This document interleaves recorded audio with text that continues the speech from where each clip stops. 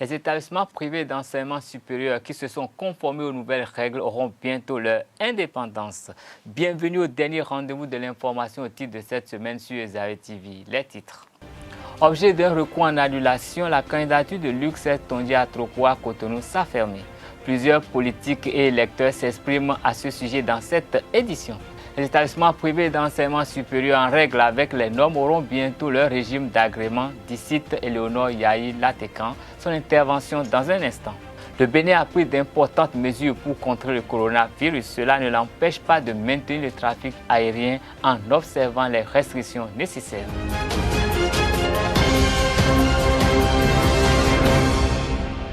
Mesdames et messieurs, bonsoir et bienvenue dans cette édition. Le mouvement des élites engagées pour l'émancipation du Bénin, Mouel Bénin, a suspendu l'un de ses membres ce jeudi 16 avril 2020.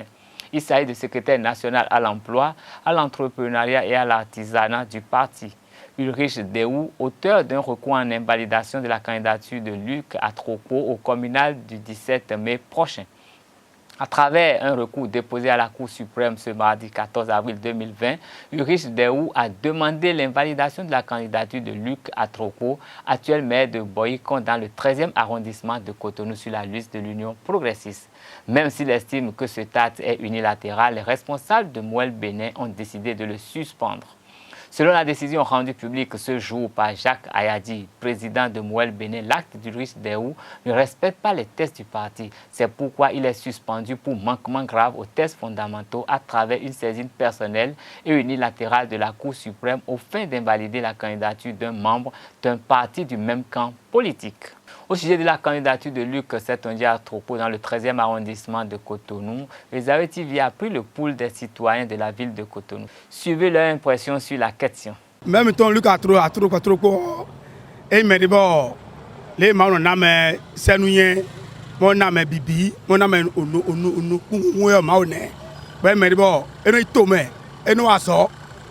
Quand on nous dit donc quand était dans les cas, et nous bilan mais eblo bo mimo e ka do que e jo ai mairie Cotonou mairie Cotonou ko de yo do ni teme yen ko yo yen gba ko wa e na yi facilement na ido e no aso Atroko pe no chole e na nu yo tunje na blambo ne do me no cholo yo e fide yo e kan de nu boro fo de boro fo na ira de anu te kwa jale e kon blobo e ko zero ton bo e we bo sin de nu yo e na lombo ti o wa fiti yan ko to ne ko ndi capital daho e but na la de ku fo na lo e na ba gbiton ne ba le ba nu kon yi ko to nton ne le yen mo me yo le no do ndedo medecin me on ma uno na nde me bo pe to no ya yo e wa nri ki oton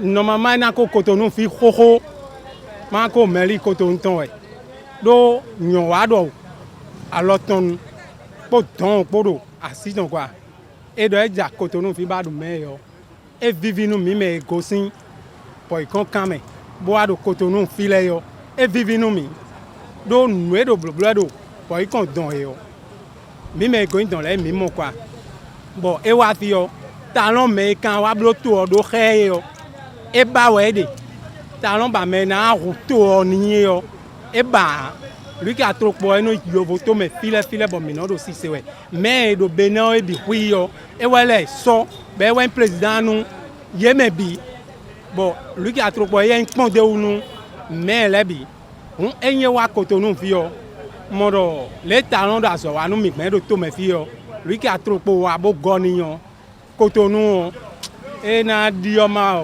npon de unu to de le kwa do Luc Atroko e me de bo dagbero asijan kwa e na ito me bona ken nu to gudo to dagbe le o e na ze wa nu mi ro to me fi jan we de bu ko timbo e ko ma credit no mejere ye kun fi me fi la ku ti wa no se nkan ton e fo mo radio ta te gba mi no sisi we do me mo no radio ko me jo to pa bo sa no kule o e lo mo to pa se radio se we bo no le bi se bo to Luc Atroko ro jero ko iko we donc o même la pa mi ton e je na yin nu yan so me la don ton lo liko yo mi no nkan to se te gbo 20 sur 20 signé c'est militaire donc lui ko wa ni do mi de mi se ko e wa fi mi de mi aka lo yi nu je doro ko to fiti to ga mi to lo iwadi yo aso iwadi yo do ku to fi yo e ko le bi fo mais aso de le ka timble inu ko ali bleu le bidion ko to na saji mo ko to na contrôler suppose on mi lo je ni ko fidete ni ba member nu nyense amone onu pio ta se ka kan ko mene ya nous avons un peu de nous avons China. Alors, quelqu'un nous a bleu noir. On y a roumé. On l'a retiré, on s'est rappelé, mais à attendre, on s'est dit, on a dit, on a dit, on a dit, son caméra. Donc, il y a roumé, c'est un caméra. Bon, pure water, mais non, ça pure water. Mais, on a dit, on a aussi dit, on a contrôlé, mais il y a trop de monde, mais il y a des milliers de kanji. Quand on a team la bientôt, allez, il y a un peu de et là, ça. L'homme là, contrôlé, on contrôle la team. Effectivement, c'est bien, pour contrôler, que gagne nous. Effectivement, mais les teams aussi, pour être content. Bon, cadenté, il y a, mettons les millions, si fille qui m'a eu, il y a, 1 million, si on veut que les gens déposent le dossier, il y a un mois. Quand il y a 2 ans, 3 ans, il y a un dossier, déposé dans l'eau. Nous avons pour la vision. Cadenté, il y a une fille, mettons les examens, cadenté, c'est simple, mais il y a bleu. Permis de côté les gens bleu mais là bleu nous avons pour prendre les mon dos on est le boy comme quand vie boy comme les bon développement les boy comme quand on a fait un million c'est ouvert ali permis les gens ils nous lui avons pour la gain de coup teji bon vous avez une PA de beaucoup conquête mais voilà c'est une PA walo mi mede la situation do et ça l'air pour les walo né et ils nous non mi ton les amon ko jeme a boro wa dagbe jura pa iton we vie vi mi ton le o kaka ja zo me vi mi ton e wanu ye boro wa dagbe jura pa iton e wa dagbe nu gbe to bo ai ku mbo po mese do le amoro gamon ko ton de kun so po bole po dagbe mo ko ton wa we o nu dagbe na da lo ton be si o wi wa we jen we o e se alors fi de bo mi to vi le mi agudo ton. Les autres candidats de la liste du Parti Union progressiste de Cotonou et les autres militants acceptent cette candidature à laquelle la plupart adhèrent. Les colistiers de Luc Atropo se sont confiés à nos reporters. Minutara Gwibo, Luc Atropo, Jawi, nous l'avons mis en filo. Bon, blo filo, digde blo, pour contour, bon. Et ouais, bah bon enlève blo, mingon filo, donc, était.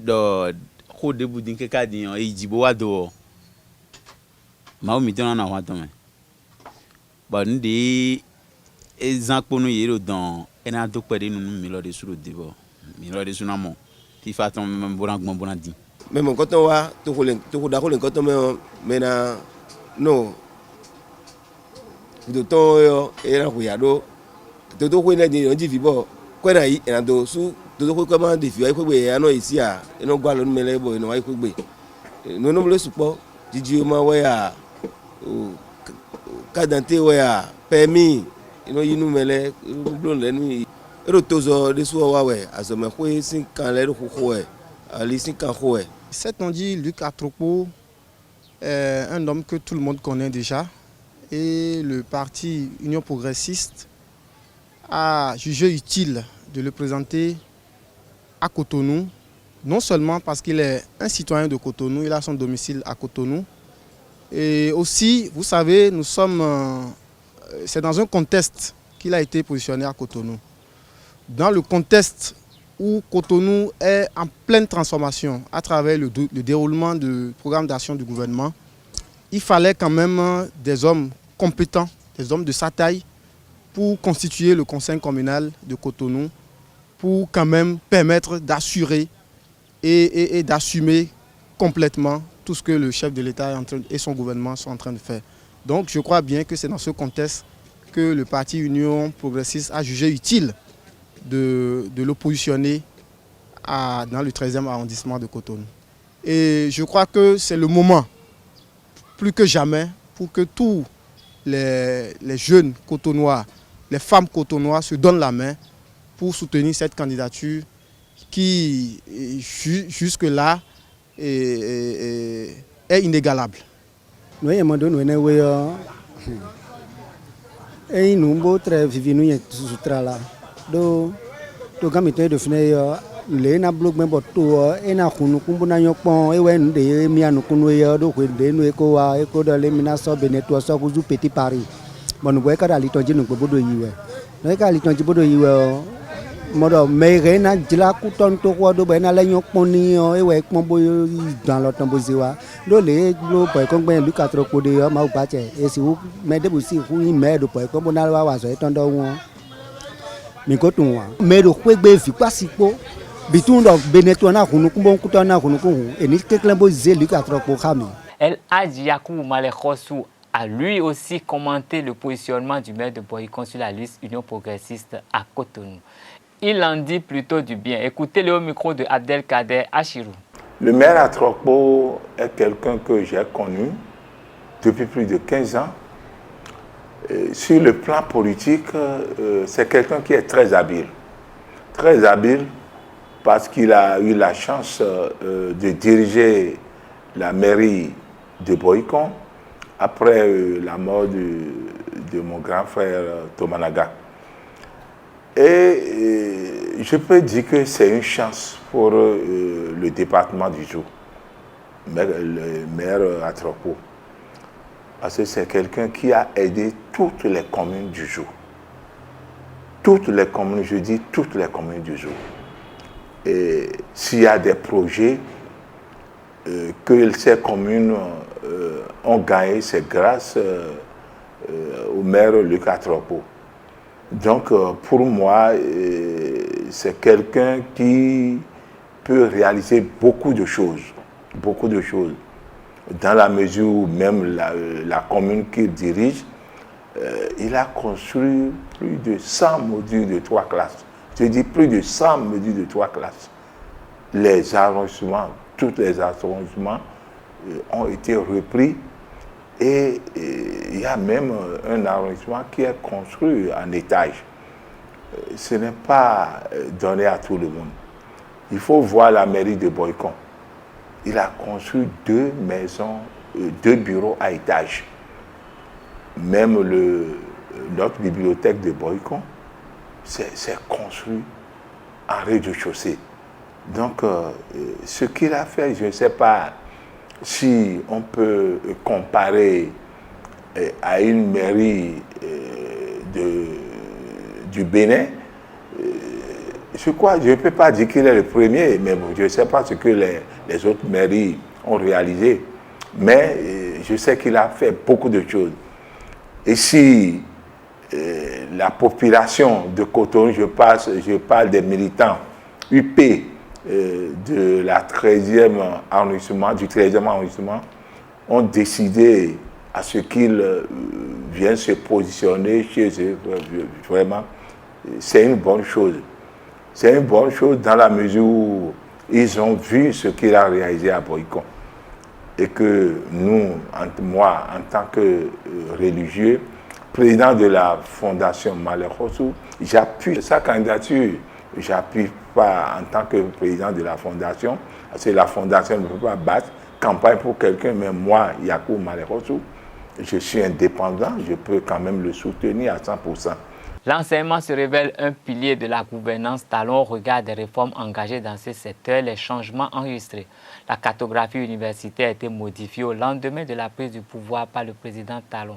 À l'heure de la moisson, le ministre de l'Enseignement supérieur et de la Recherche scientifique, Éléonore Yahi Ladécan, donne les raisons de la revue de la cartographie universitaire et les dispositions prises pour encadrer les prestations des enseignants. Nous sommes partis de 7 universités et nous sommes revenus maintenant à 4 universités. Et vous savez, il y avait une université à Lokossa, il y avait une université à Natitengu, il y a une université à Bomé, il y a une université à Porto Novo, il y a une université à Ketou, et l'université d'Abobekalavi, l'université de Parakou. Donc c'était vraiment 7 et les 7 universités faisaient presque, disons, les mêmes choses. Sauf à 2 endroits, par exemple à Lokossa où c'est un peu technique avec un campus quand même dédié à tout ce qui est littéraire. Et en dehors de ça, à l'université de Ketou, c'était réellement orienté agriculture. Donc cette nouvelle carte a renforcé cela, a réduit les universités et donné un peu plus de moyens. Et c'est ce qui a fait que les infrastructures qui étaient érigées ici et là ont pu être achevées dans une grande proportion. Puis on n'avait pas les moyens. Il faut engager et recruter du personnel. Il faut des infrastructures. C'est vrai que les régions ont également adhéré à la chose et ont fait des espaces, d'autres des infrastructures, mais il reste que les conditions de travail ne sont pas toujours au rendez-vous, ne sont pas toujours très disons, reluisantes. Donc, il était nécessaire de faire la politique des moyens et de faire en sorte que finalement, on puisse avoir des universités cohérentes. C'est ce qui a donné naissance à 2 universités pluridisciplinaires, à Bomekalavi et Parakou, et 2 nouvelles universités thématiques. Et ça, c'est la réforme-là qui a apporté les universités thématiques. Ça veut dire que ces universités savent qu'il ne faut pas se verser dans de la théorie, dans de la formation dans tous les sens. Il faut orienter les formations vers les priorités du gouvernement. Et le système éducatif, surtout au niveau du supérieur, est très sensible. Et il faut s'assurer déjà que nous avons de très grandes instances qui sont parfaitement, disons, installées dans leur rôle, comprises. Le rectorat gère, les rectorats doivent gérer évidemment tout ce qui est l'administration universitaire. Et ces instances doivent, le conseil scientifique, avec les conseils sectoriels, sont structurés. Et une fois que les instances sont bien installées, évidemment, il reste l'homme même qui va animer le système, l'enseignant. L'enseignant, il faut agir à ce niveau pour que l'enseignant ne se retrouve plus comme quelqu'un qui détient à lui seul le savoir et qui se sent seul, tout puissant à décider et peut-être au détriment de la volonté ou des droits même des apprenants. Donc, le levier sur lequel il faut agir, c'est la qualité déjà de l'encadrement, l'enseignant même qui est formé et qui est structuré en pédagogie et évidemment la qualité de ce qu'il donne comme information. Vous savez, la qualité de l'encadrement, vous avez dit, comment on contrôle tout ça, Madame la Ministre? On contrôle la qualité de l'enseignement, par exemple, par les colloques, par le conseil scientifique, parce qu'il y a une évolution dans les grades. Mais ce contrôle n'est pas un contrôle qui va jusqu'à ce que l'enseignant produit pour aller justement vers les apprenants. Je donne un exemple. Je suis enseignante, je fais mon cours, donc je me lève, je fais le cours. C'est vrai qu'il y a un conseil pédagogique qui définit un peu les calendriers, les emplois du temps des uns et des autres. Une fois que tu as ce que tu dois faire, tu t'en vas et tu le fais. Il n'y a personne qui puisse vraiment s'assurer de ce que tu dois faire, tu es en train de le faire réellement. Alors aujourd'hui, c'est quoi? Aujourd'hui, on vérifie les fiches, on voit si le contenu est... Non. Là, c'est un peu plus structuré, effectivement, au niveau du secondaire. Et je crois que tout ça là pourrait justement arriver au niveau du supérieur pour faire en sorte que justement ce qu'un enseignant prépare et va, disons, délivrer aux apprenants, que ce ne soit pas un message choquant pour eux, que ce soit un message qui les disperse. Vous avez des gens qui déjà à l'entame, pas les propos de l'enseignant, ils prennent la clé des champs. Parce que l'enseignant, même il faut une certaine pédagogie. Il faut une certaine pédagogie. Mais il faut reconnaître quand même qu'il y a les centres de pédagogie qui sont disons, installés à cet effet. Mais seulement la structure, l'instance supérieure ou suprême qui va les gérer, ça va être la BACES. Et ça, c'est le CNE. Les universités privées ont pour vocation d'accompagner les universités publiques pour l'atteinte des objectifs nationaux. Pour une harmonie en la matière, l'État se doit d'avoir un droit de regard sur le contenu des formations, le cadre et les conditions d'exécution des activités académiques avant de valider les qualifications délivrées. Eleonore Yahi Ladekan reste convaincu que la collaboration s'améliore dans ce domaine. J'ai très bien compris, ce n'est pas la blague. Les EPS sont les établissements privés d'enseignement supérieur et c'est le pan complémentaire du public. Nous avons le privé, nous avons le public. Et nous, le partenariat public-privé nous met forcément ensemble. Mais il se fait qu'on ne contrôlait pas trop ce qui se fait à ce niveau-là. Et on est venu vraiment de très très loin. Cette réforme-là a été très ça poussait fâcheuse comme pour certaines personnes parce que ça bousculait certains intérêts, mais on se doit de féliciter ces promoteurs d'EPES qui ont véritablement accompagné ces réformes avec le ministère. Et là, maintenant, nous en sommes arrivés à un toilettage, à un assainissement pour savoir ce qui se fait dans le privé, que ce soit conforme à ce qui produit des effets bienfaisants pour la société. Et donc, nous avons des EPES qui attendent d'avoir leur agrément parce qu'ils ont reçu un avis favorable du Conseil national.